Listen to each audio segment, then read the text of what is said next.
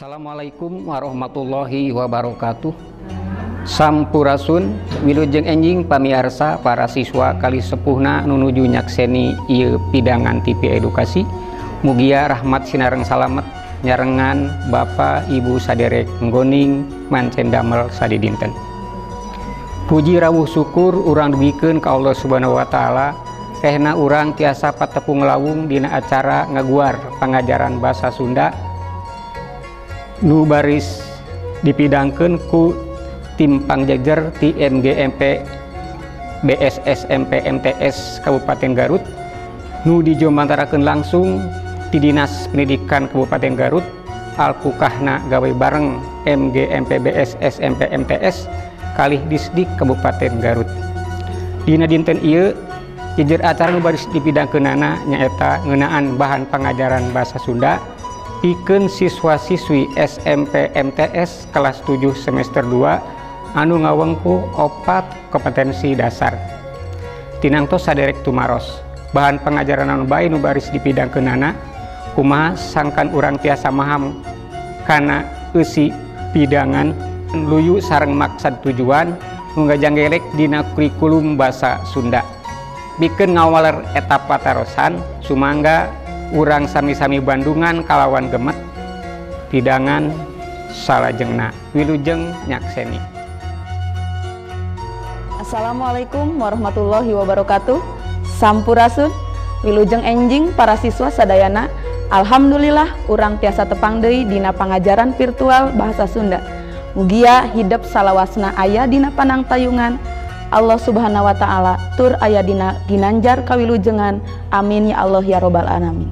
Sok sanaos zaman kiwari urang dirungrum Bang Baluh sasalat COVID-19 tong salempang. Tetep sumanget. Para siswa nuku ibu dipikaheman tur dipikareus dina danget ayeuna ibu kapapancenan ngaguar materi pangajaran basa Sunda nu jejerna wangenan pupujian.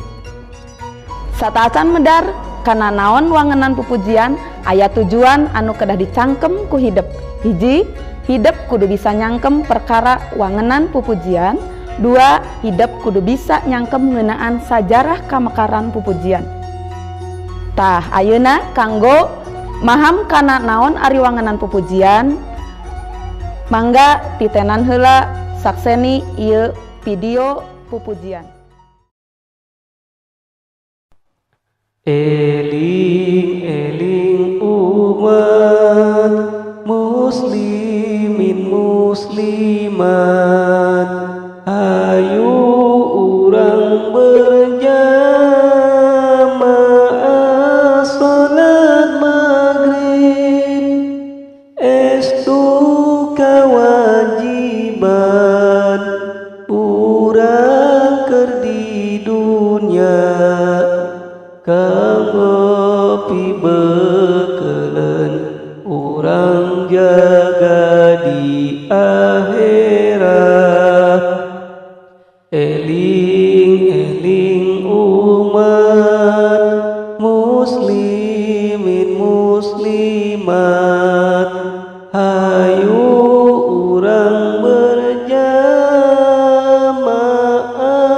salat maghrib estu kawajiban urang keur di dunya kanggo pibeukeun urang jaga di akhirat.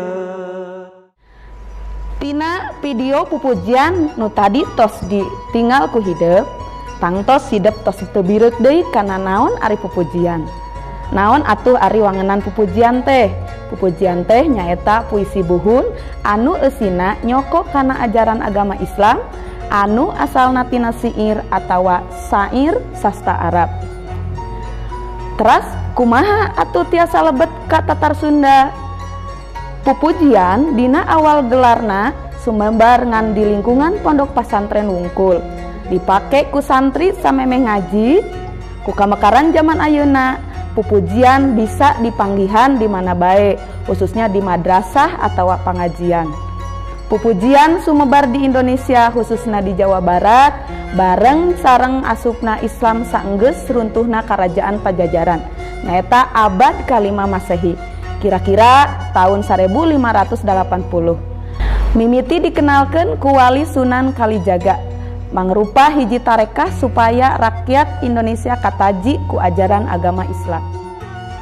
Supaya hidup leuwih maham kana materi ieu pek kerjakeun pancen ieu diantarana hiji naon wangenan pupujian teh, 2 caritakeun deui sajarah kamekaran pupujian di Tatar Sunda. Sakitu pedaran nu tiasa didugikeun dina lawungan ayeuna tepang deui minggon payun dina pedaran salajengna. Hapunten dina sanes kanten kalepatan bobo sapanon sareng sapakan nadaluhur hapuntena cag amit mungkur pamungkas sanggem. Wassalamualaikum warahmatullahi wabarakatuh.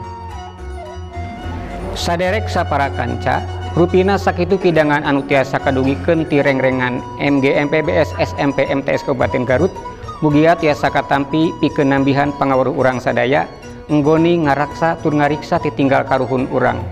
Mugia aya manfaatna kanggo urang sadayana dina mayunan hirup kumbuh sadidinten. Hapunten anu kasuhun bo bilih salami ngadugikeun aya nu teu sapagodos. Wilujeng kantun wilujeng tepang deui dina waktos kali jejer anu benten. Cag sim kuring ambit mundur pamungkas sanggem wabillahi taufiq wal hidayah. Wassalamualaikum warahmatullahi wabarakatuh.